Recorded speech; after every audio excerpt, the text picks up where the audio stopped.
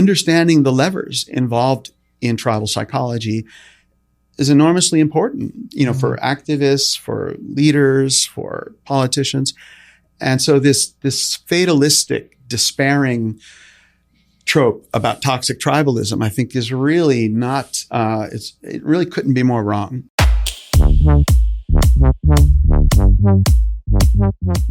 It's so great to have Dr. Michael Morris on the show. Dr. Morris is a professor of leadership at the Columbia Business School, and he also serves as a professor in the psychology department at Columbia. The topic of today's discussion is his new book, Tribal: How the Cultural Instincts That Divide Us Can Help Bring Us Together. Dr. Morris has a bit of a different take on tribalism than the prominent narrative. He argues that human tribal instincts are not bugs in the system, but are actually distinguishing features of our species that creates rich cultures that drive many of our greatest achievements.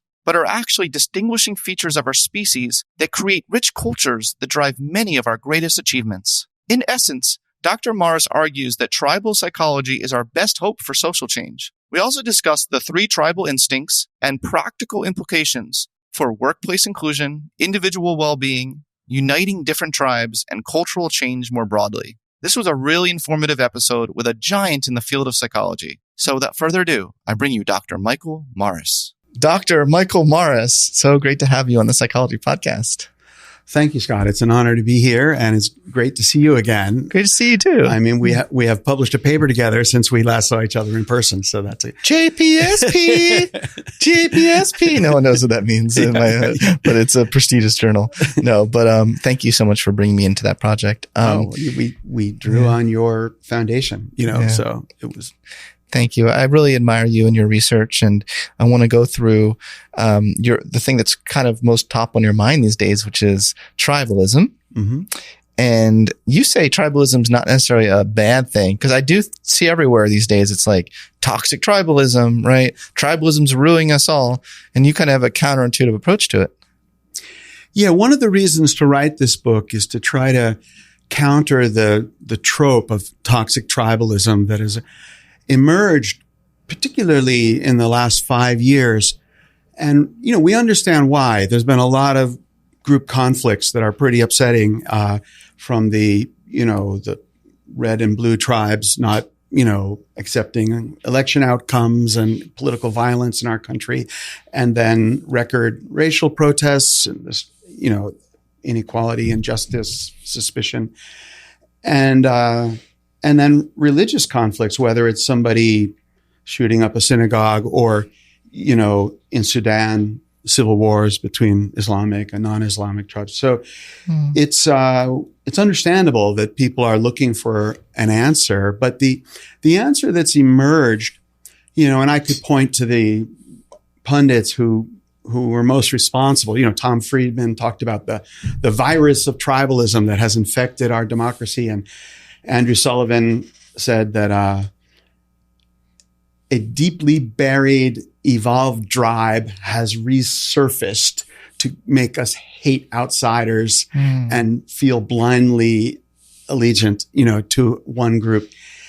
And the LA Times came up with toxic tribalism and, made the case that a lot of the people who died of COVID died because of tribalism, because it was Biden's vaccine and they didn't want it. So I think that I'm rambling a bit, but I think that what's problematic about this trope is not that tribal psychology is irrelevant to these things. It is relevant, but there's an almost despairing tone to it, a sort of fatalistic doomsaying that we're genetically predisposed to hate the other group and to not see reality clearly.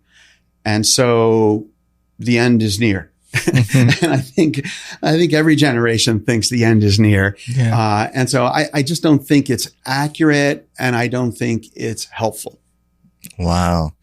Because you even go further. You say that tribalism can unite us. I mean, that's like the opposite end of toxic. Yeah. Well, if you talk to a behavioral scientist or if you talk to an evolutionary theorist, what are the instincts that evolved that enabled humans to become humans, to live in our particular form of social organization?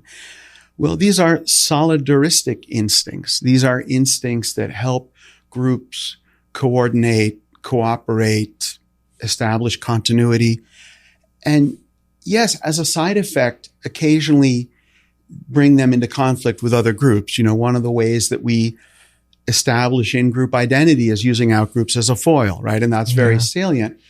But within the larger picture of the human tribal instincts, it's kind of a footnote. A species that evolved to hate outsiders and lash out at them would not be as successful a species as ours. In fact, there was a species like that. It was called Neanderthals, and they went extinct for a reason, because this more cooperative species, out-survived them, out-competed them.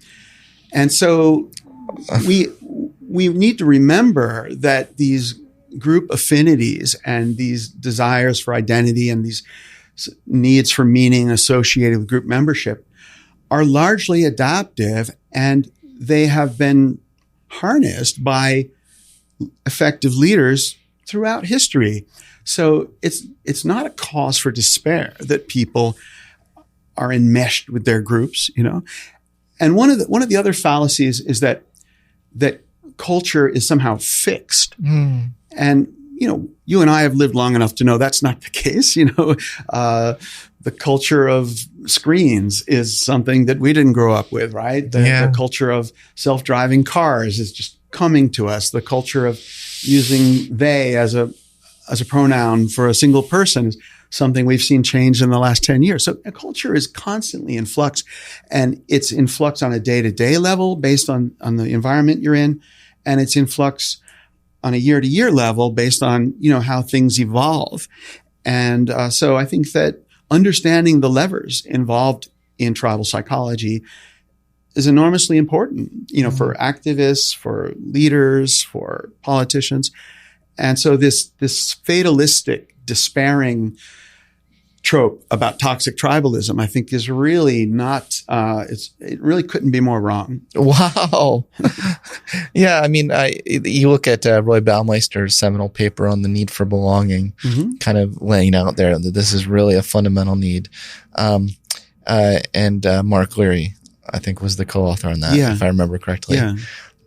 The need for belonging is it's so deeply ingrained in us. And you can definitely see how, if you're desperate for belonging, that can lead to all sorts of maladaptive ways of getting belonging, like signing up with violent extremist groups, for instance, or various extremes. So I do think that, in the main, you have a great point, and then it's also really interesting to look at it at the extremes when there's a real deficiency for belonging and such a craving for seeking an identity.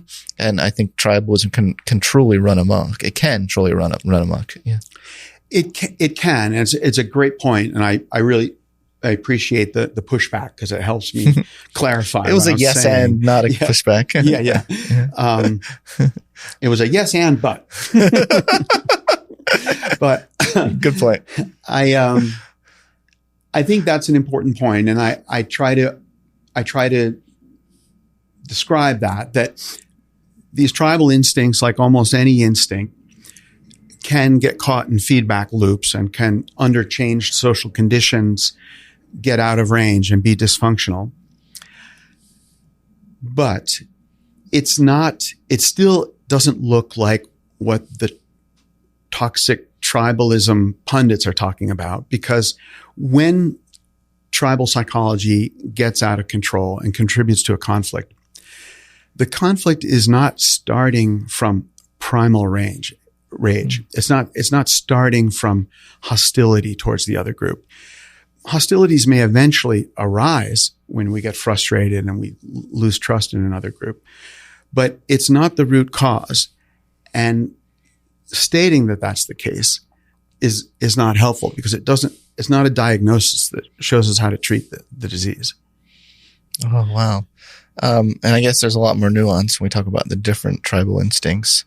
Yeah, I would say that, as you know, in research, we tend to split distinctions very fine. So we might distinguish 40 tribal instincts. We love doing that. But I work a lot with business leaders and with political campaigns. And what I've found over the years when I've tried to build a toolkit that works for people, that there's three major categories that are useful to distinguish, and they correspond to what the evolutionists distinguish. And essentially, they're instincts to imitate peers, to emulate heroes, and to perpetuate traditions. And so the first of these, the peer instinct, we can recognize that in us today, it's the sideways glances at our classmates, our coworkers, our neighbors, and the impulse to match their behavior and mesh with them and be similar. And this meshing instinct gave us the gift of coordination. When a group can act as a united force, it's more efficient at foraging. It's more efficient at self-defense. And so that was the first way in which we went beyond other primate species, and we developed this way of learning what the norm is in the group and this impulse to match it. And it's largely adaptive, and it produces conformity, and we're all on the lookout for conformity. Conformity can be problematic. It can reduce independent thinking. But the same conformity is also what enables us to stand on the shoulders of giants and work collectively to build a house that neither of us could build alone, that we know. And the important thing is not just that I know something and you know something, but I know that you know it, so I can coordinate with you because I know that this is shared knowledge within our group. So that's the peer instinct. It's this capacity to use shared knowledge as a basis of coordination. And that's a good thing. That's a good thing. That enables us to have, the smooth functioning of organizations and society. You can imagine what traffic conditions would look like if drivers were not conforming to what other drivers are doing. When you look at a busy highway, it's quite amazing that there aren't more accidents. And it's because, at a very deep level, the inner conformist is stronger than the inner activist or the inner creative. And that's a good thing. It enables us to live in large groups and mesh with each other in a way that, reduces collisions of all kinds, whether they're cognitive collisions or, vehicular collisions. Okay. And that's something we've had for like 2 million years in our species. And it's really the basis of human culture. In what ways can the peer instinct be a negative? Okay. I'm thinking of creativity. Okay. Right? Because you don't want to just conform. You want to do not conform right. for creativity. So yeah, a lot of people who've tried to optimize their lives for creativity choose the route of exile, Yeah, that's me. Yeah. I mean, Warren Buffett moved back to Nebraska for a reason. He doesn't want the noise of Wall Street. Can't stand people. Can't stand peers. There's all sorts of characters. Georgia O'Keeffe, moved down to New Mexico partially for the landscapes, but partially to get away from the New York art scene so she could be more original. Yeah. And it's a real danger at universities because, we work cheek and jowl with people in our same disciplines and it becomes very ingrown. Yeah. Yeah. So where does that leave us then? It's okay to buck the peer instinct for your art. It's totally fine because, as an artist, coordination with other people is not so important. Like if you're on a soccer team, coordination with other people may be more important than individual creativity. Okay. But if you're a painter, not so much, Cool. In the end of my book, I try to talk about the problematic conflicts of our time. And I try to show that for several examples, you can see which of the tribal instincts has gotten out of control and contributed to this. And I argue that the conflict in our politics between the red tribe and the blue tribe is largely a case of the peer instinct running amok. And I call it epistemic tribalism because it's a matter of we're getting all of our news from our neighbors who are ideologically sorted and our social media communities, which are ideologically and algorithmically, sorted. And so we feel like we're thinking rationally and gathering information, but it's very corrupted by an our side bias. And so we then look at the other side and they seem crazy. Their ideas seem crazy because their ideas are so different from our own, and we're not aware that our own ideas are, shaped by the community. We think of them as reality. And so, and there are all these efforts now to try to bridge the red-blue divide, and I applaud those. But I think some of them are wrong-headed because they don't take into account the group affinities and the group psychology. I can give you an example. I'd love to hear an example. Yeah, one of our postdocs at Columbia is working on this. There's a set of foundations and organizations that are kind of like bridging the red-blue divide. And a lot of them have names like Hello from the Other Side, or the Town Gown Rift, or, Red Blue Meetup or something. And they're making very salient that when you come to these, you're going to be paired with somebody who is from the other side. And that puts people on defense, and it can even lead to polarization of attitudes because I'm steeling myself against any of these ideas. But then there's another set of organizations, and one of them is called Coffee Party USA, or Make America Dinner Again, or some of them are about outdoor activities. And these activities are chosen because they cross-cut liberals and conservatives. And so you show up, and they deliberately make sure that it's a bipartisan group that shows up, but you don't talk about politics. You talk about,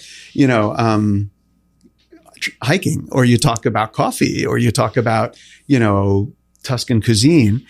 And what people have found is that the latter type are more effective at depolarization, at reducing negative attitudes about the other side, and at producing new friendships that actually last beyond the event, because, you're drawing on an identity that people actually have, like I'm a foodie, or I love coffee, or I'm an outdoors person, and allowing for common identity to, build a bridge.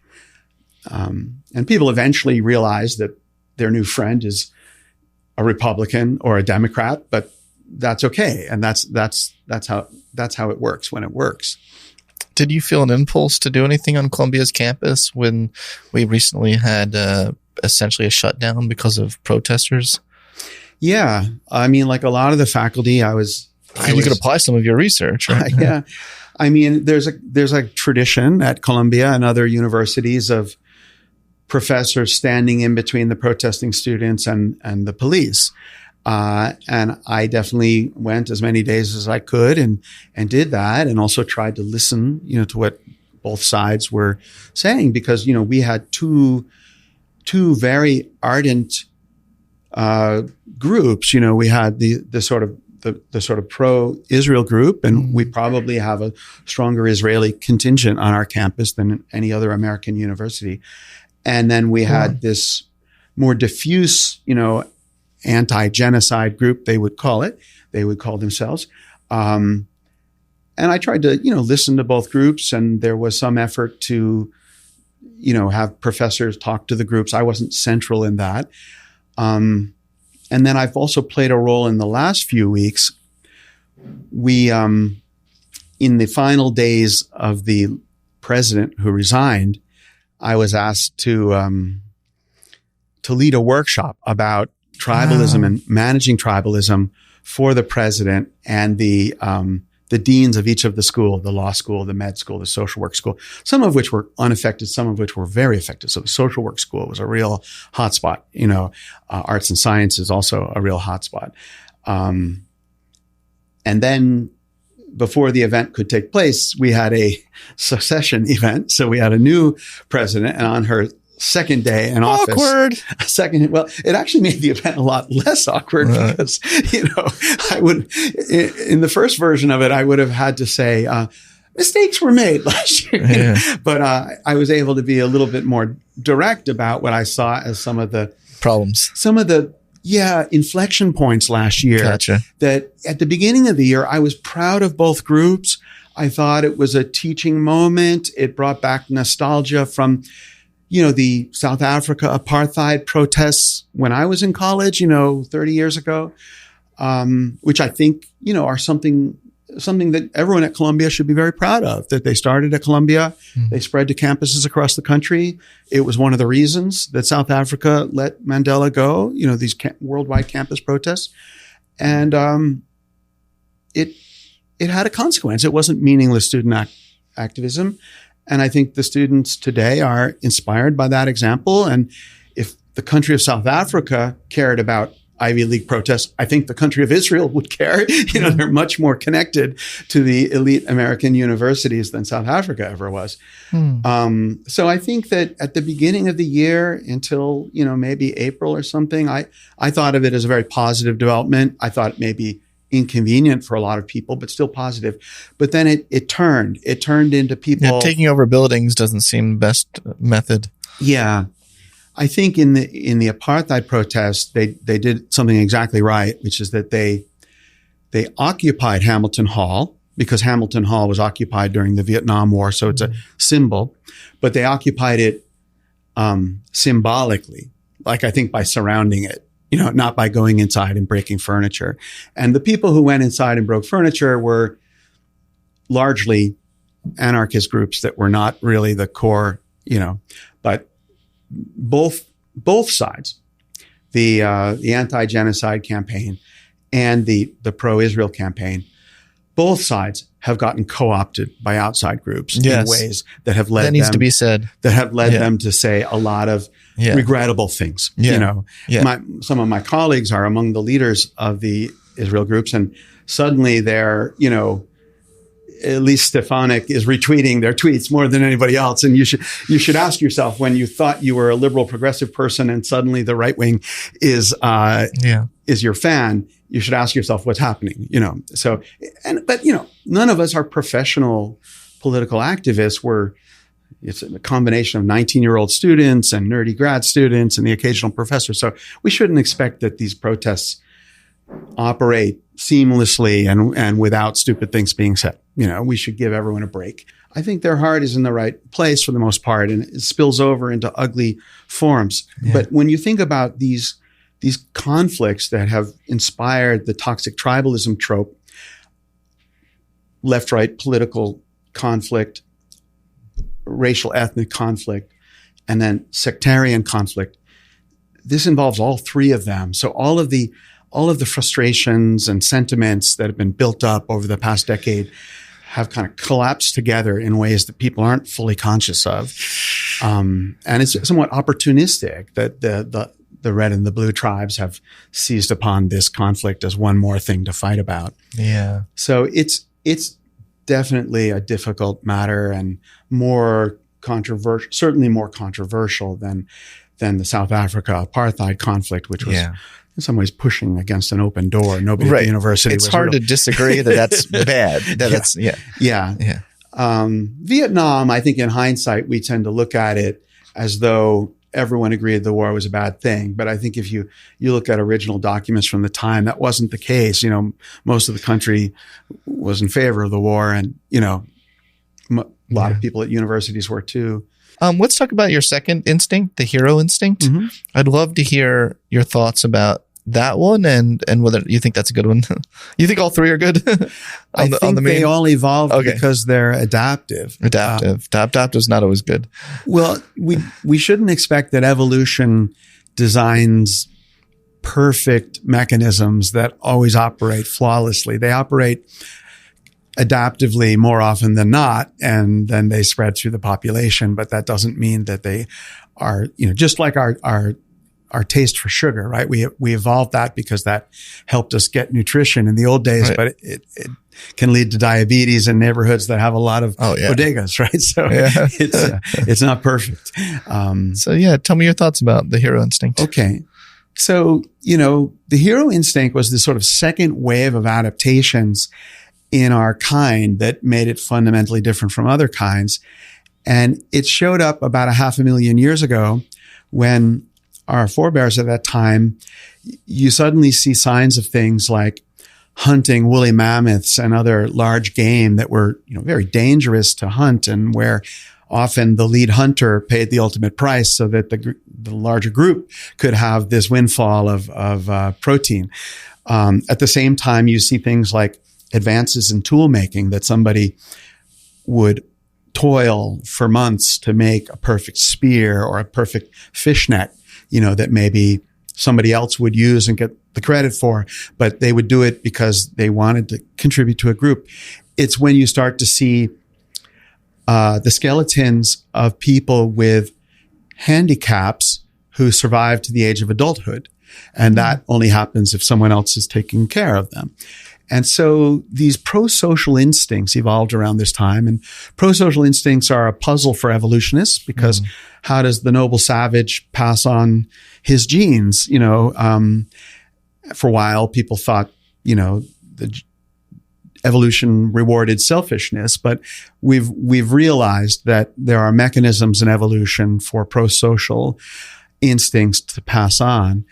And the way it shows up in our psychology that we can recognize today is, somewhat paradoxical, because it's, we, even intellectuals like you and I, we catch ourselves reading human interest articles about whether Tim Walz, wears boxers or briefs, or, what Elon Musk eats for breakfast, or we want to know about what workout the MVP of the NFL does. And it's not so clear that we're learning anything adaptive from this reflexive emulation of people with status, but we're wired for it. And it's why, celebrities are celebrities. Be like Mike encapsulates the hero instinct, right?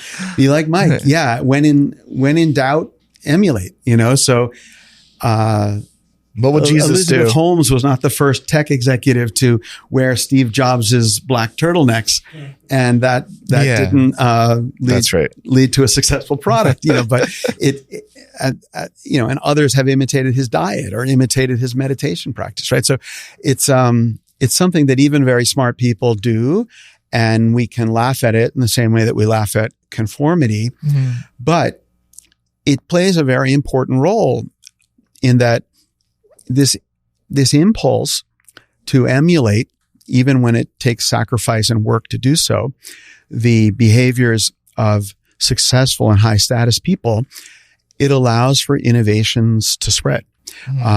Because more people in the rising generation will adopt the practice, whether it's driving an electric car or doing a podcast, as opposed to an old-fashioned form of, publicizing research, and there are innovators like yourself, and then you gain status, and then there's young graduate students looking to your example who are going to want to be podcasters, and a new form comes into circulation.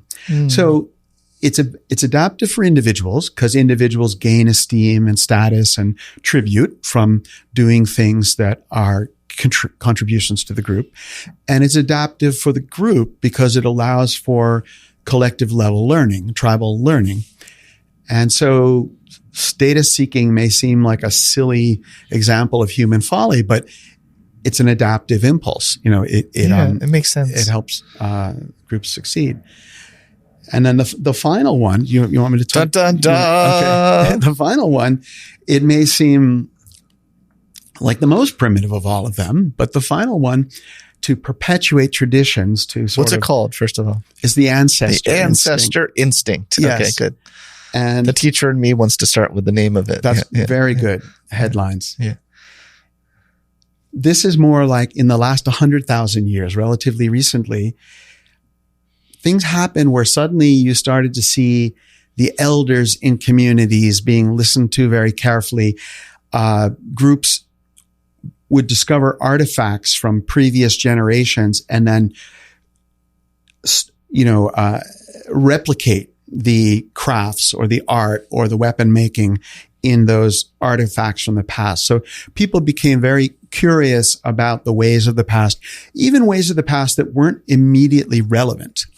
And this allowed for the perpetuation across generations of symbolic traditions like art and religion, as well as making tools that were more complex than I would necessarily understand. So blindly replicating what I saw the previous generation do was a better way to perpetuate those tools than me trying to figure it out or trying to understand it from my common sense.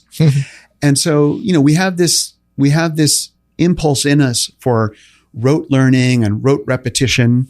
And, we've all done it, and we know that it comes with a set of emotions and a set of motivations, whether it's, reading the Torah at a bar mitzvah, or doing a piano recital of Beethoven, or, learning a ballet step. These things we learn by rote. We don't really know. It's a little arbitrary. Why do we do it this way and not that way? But there's a deep sense of connection, not just to a community at this point in time, but to a tradition that spans generations. And it nice. Serves very deep psychological needs, including our needs related to fears of mortality. Because self-transcendence. Yeah. If we feel that we are part of something that has lasted a long time, it probably will extend into the future a long time. And so we gain a kind of symbolic immortality from our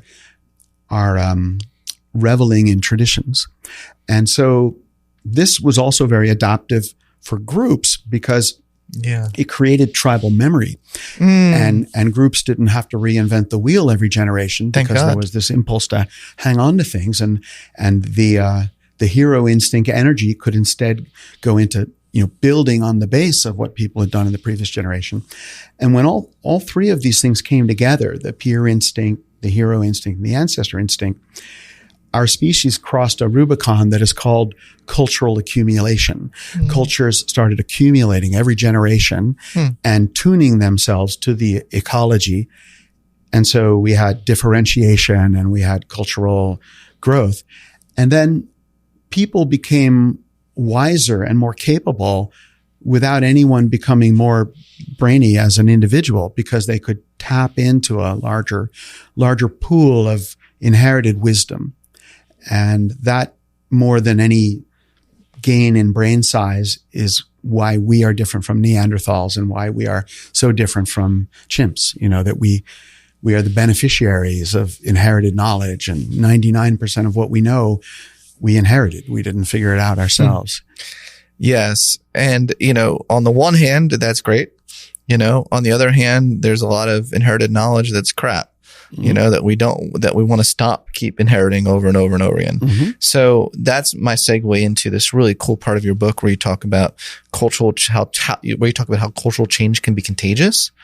And so sometimes we want some real we want to break out of this rut of our ancestors. Our ancestors weren't always wise. Right. You know what I'm saying? No, and there's more inertia than, the cultures of most groups served what they needed 10 years ago instead of serving what they need now. Or even 50,000 years ago, so tell me a little bit about how cultural change can be contagious, and give me, describe the Hiddink syndrome.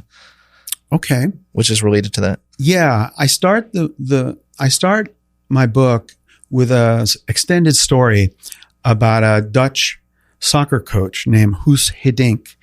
And he was well known for somehow being able to turn around teams that were struggling, and even teams in countries where he didn't even speak the language. He went to Turkey, he went to Spain. And at the time, soccer was very enmeshed in an almost national character belief. And you still hear this when the World Cup comes. The sportscasters will be like, notice the Teutonic discipline on this German team, and the graceful samba-like play of the Brazilian team, and the tidy, efficient British mentality, and the Italian, aesthetics, and it's kind of this notion that the people from this country can only play one way and the people from that country can only play another way. And that never rang true to Hiddink, because, he had played in various countries as a player, and he thought that, players are adaptable, and you can mold players, and you can, and so he was asked relatively at the last minute, just a year and a half before the World Cup to coach the South Korean team in 2002 when they were the host of the World Cup. And they had bid to be host at a time when their economy was doing great and their team was doing great, in the mid to late 90s. And then they hit the Korea crisis of the late 90s, which was very humiliating and kind of brought down their economy. And then around the same time, their soccer team started, bombing out of the Asia Cup. And, they were usually a regional power and they weren't even winning, in their local competitions. And so they were desperate and they're like, okay, well, let's try to bring in this Dutch wonderkind and maybe he can work his magic. And at first it looked like a terrible decision because he didn't even know who the stars were in Korea. He didn't make much effort to kind of learn about the soccer culture of Korea, which was very well established. And he arranged that he negotiated for three things when he took the job. He asked for complete control over the roster, which wasn't traditional there because usually the soccer officials, would choose some of the roster and choose it based on social considerations rather than strictly play considerations. He asked for the Korean soccer club season to be suspended so that he could have his players for much longer than any of the other World Cup coaches. And he asked for a budget to bring the world's best teams to Korea for exhibition games. And so they lost all of those exhibition games by big scores. He sort of cloistered away his team in these training camps, cut off communication to the outside. The Korean sports press was in a panic, that when the only thing they saw of their team was like losing 6-0, losing 5-0, and they weren't able to watch what was going on in the practices. But what he thought he needed to do was to first break the old culture that existed. So his first training camps, instead of holding them in Korea, where people are constantly reminded of Korean social norms, like to be deferential to people who are senior to you, he held them in the United Arab Emirates at an international soccer facility where players' professional identities as soccer players came to the fore rather than their Korean identities as being, deferential, polite, members of the Korean polity. And then he worked really hard to kind of build the team culture, to remold the team culture around sort of egalitarian norms among teammates, which was, different from what the team culture had been. The team culture had been that the veterans eat dinner at one table and the rookies eat dinner at a separate table. And so in the short term, he did things to kind of de-emphasize the norms so that people could learn new tactics. And then he slowly built these new social routines that ultimately led to new relationships and the new ways of interacting on the field. And then when the Korean team was unveiled at the World Cup, they were extraordinary because they were able to play this cutting edge soccer strategy that nobody expected. And they made it to the semifinals, and it was unprecedented and, a great inflection point for the country because it was an emotional moment of we are capable. We can beat the world's best. Yeah. So deep cultural change is possible. And what can we do about changing the culture surrounding politics right now? Because it feels like the culture right now is that Democrats and Republicans are more polarized. It's almost like the culture is like they must be polarized. We can't even imagine a world where they're not extremely polarized. So I'm just wondering, what can we do to kind of change that culture? Yeah. Use tribalism for our advantage, my friend. Yes. No, I know. In the spirit of your book. I know what you're asking. And I do work in the political campaigns. I am part of a group that for many elections has advised the Democratic side.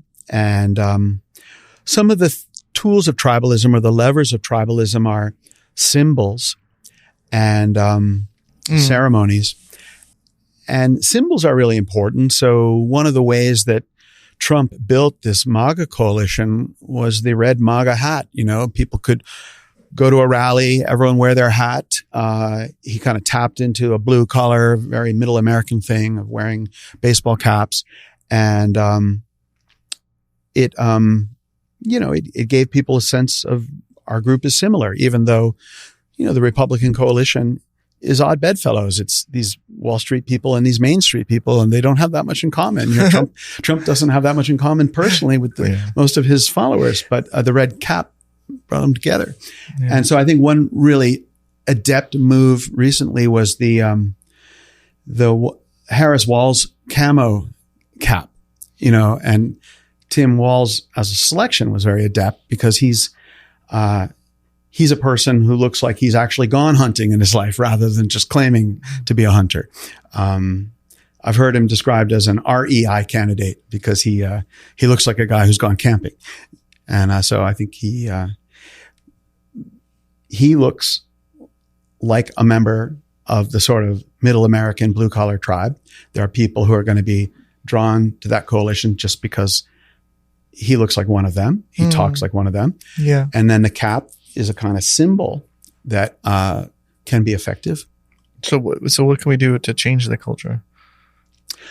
Well, we need to recognize that every individual is a member of many tribes, and not all of those identities are salient at any given moment. And we need to look at community memberships that cross-cut the red-blue divide and find ways to activate those identities. So I think teachers of America, right? Tim Walz is a teacher. Sports coaches of America, hunters of America, parents of America. These are the kinds of identities that can bring some people to the fore. The redeeming factor about tribalism is that there are many tribes inside each of us, and we must not forget that and think that we are only red and blue. The red and blue identities, it's a relatively new thing. And, 2 generations ago, there was as much diversity within the Democratic Party and Republican Party as there was between them, because there were the Southern Democrats and the Northern Democrats. And, people at that time didn't know what party their colleagues and their neighbors were, aside from the occasional zealot who puts a lawn sign up every couple of years. And it has become this mega identity only in the last generation as some other salient identities have faded. We don't live in ethnic neighborhoods so much anymore, mostly for the good. Most people are not members of religious congregations anymore, which, I don't know if that's good or bad. But those were the kinds of local, like-minded tribes that gave people a sense of epistemic security a few generations ago. And with the residential sorting and then the sorting into online communities, the political tribes are serving a function that they never did before, which was, shoring up your daily sense of identity. And so that's something that hopefully will shift, and hopefully people will just grow tired of it, or enough people will parody it that people will want to have more creative identities rather than just, I'm a blue tribe member, or I'm a red tribe member. Yeah. Blending. I'm really big into transcendence and universalism values, the Schwartz circumplex. I'm really into universalism values. And so I'm always trying to think of, well, how can we transcend tribalism? So it was very interesting to read your book. I love reading books like yours that make me think, that make me even rethink my own, I don't have rigid ideas about anything. And, I had really prior to reading your book, really been rah, we need to transcend tribalism. Yeah, I can see that, because tribalism is usually associated with parochialism as an opposite of universalism. Right. And the whole spirit of universalism is, let's leave behind these primitive reflexes of ethnic affinity and religious affinity, and let's be more abstract and think about what we value, or say I identify with humankind. And I think that, we have to recognize that our deepest motivations and our deepest feelings of meaning come from thick identities, come from identities of people that we interact with and that we know a lot about. But that doesn't have to be parochial. When we think about cosmopolitanism, when we think about a city that's cosmopolitan, like New York or Paris, it is composed of neighborhoods that are very different from each other. And that is part of the magic of cosmopolitanism, that I can go to Koreatown and then I can go a few steps and I'm in the East Village, and it's a very different vibe. It's a different tribe vibe here and a different tribe vibe there. But there is a spirit of curiosity and mutual learning between the groups. And that's what cosmopolitanism is. So cosmopolitanism is not the absence of tribalism. It's not the absence of, it's not people just shedding tradition. It's a selective retention of tradition combined with curiosity and openness. There's a form of universalism, like, Esperanto, the Esperanto movement in the mid-20th century. No. They invented an artificial language that had sort of the least common denominator of all the languages of the world. And they said, we really need to get beyond this Tower of Babel of people speaking different languages. We've invented the perfect language, Esperanto. It doesn't have any tradition of poetry, and it doesn't have a tradition of, family memories or anything, but it would be a lot more efficient. Maybe we could get the UN behind it, and then, basically it may take a generation, but we'll all speak Esperanto. The world would be a better place, right? Didn't happen. We can't even use the metric system. I don't think we can go speak Esperanto. And so there is a kind of, there is a kind of inefficiency and hanging on to things, not all of which are adaptive. That is an inherent part of tradition. But I think that we shouldn't be an enemy of tradition, or like when Mao tried to have a cultural revolution to destroy all the olds, that were holding society back. A lot of good things get thrown out with the bad things when you try to throw away tradition. So, now you sound like a conservative. Well, I think that conservatives have a point. They do. I agree. These things that have been around for a long time, we can't always immediately see the value of them. And especially when we're young, we can't always see it. But many of these things that have been around for a long time serve institutional purposes that are not so obvious on the surface. So, I just think we shouldn't approach tradition with a wrecking ball. We should approach it with skepticism and humor,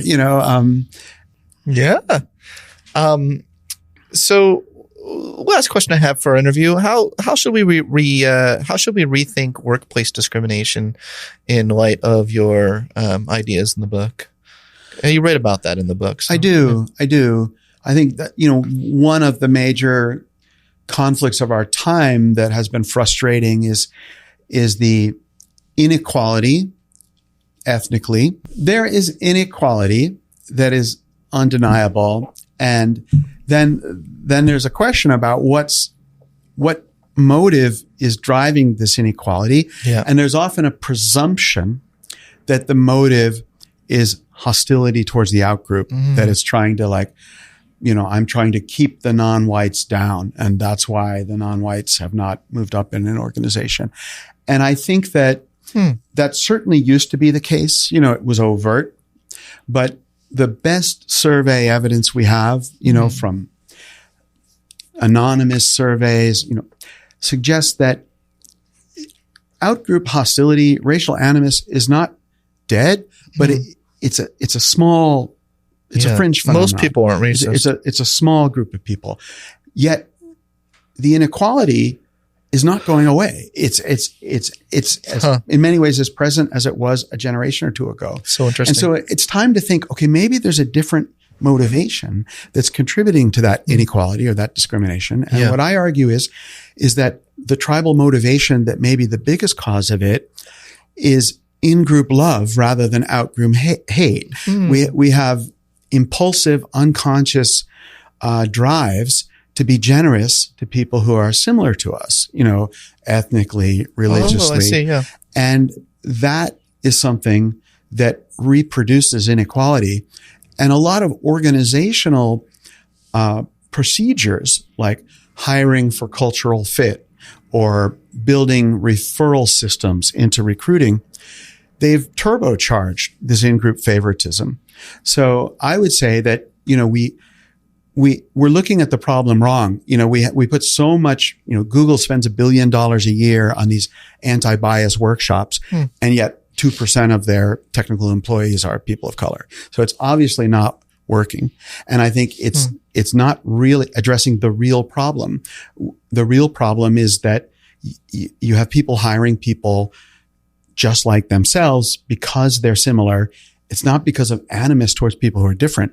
So we need to take a really close look at our policies and the policies that are enabling in-group favoritism, because that's the mechanism for most of this discrimination and inequality, not the kind that makes everybody feel bad because you feel falsely accused of being a racist, right? Because most of these people are not racists, Isn't an implication of that if we did manage to get rid of the inequalities, and let's say even it went in the opposite direction, where those who are considered minorities are the majority now, wouldn't the same thing recreate itself? And then we certainly, certainly would happen, and it does happen. For every ethnic group, there's a country in the world where they're the majority, and there is the same kind of discrimination that happens in those. So we have countries. to be wary of that. In any direction, right? Yeah. And it just doesn't intuitively look like the problem because it doesn't involve any negative intent or negative feelings. Yeah. It looks like generosity. Right. It's like I interview you and you remind me of a younger version of myself. And so I give you an extra 15 minutes and then I have more good things to say about you. And it all feels like it's coming out of good-heartedness, but it can be just as much of a problem as malice or hostility. It's a great point. It's a really great point. Michael, am I allowed to call you by your first name? Doctor? I think we know each other. Yeah. We're on first name basis with each other. You are a legend in the field and have done so much at Columbia and the business school. And you've been thinking about these topics longer than maybe I've been born. Could be. I don't know how old you are, but you're definitely younger than me. For a long time. And I really want to give you a hearty congratulations on this book, which really allowed you to put all of these ideas that you've been thinking of for so many years into a single book, and really got me thinking, maybe even rethinking some of my own ideas about self-transcendence. And so I must thank you very much. And also thank you for being on my podcast. Well, thank you, Scott. I mean, I've been wanting to write a book that translates these ideas for some time. I think I talked with you about it probably a decade ago. And maybe you're one of my role models for someone who's been a top researcher and also invested a lot of work, and it is a lot of work, to become a translator of the ideas. And there's too few of those, and too many of the ideas never reach a broad audience because there aren't people who know how to articulate them. So thank you for having me on the show, and thank you for being an example. Thank you.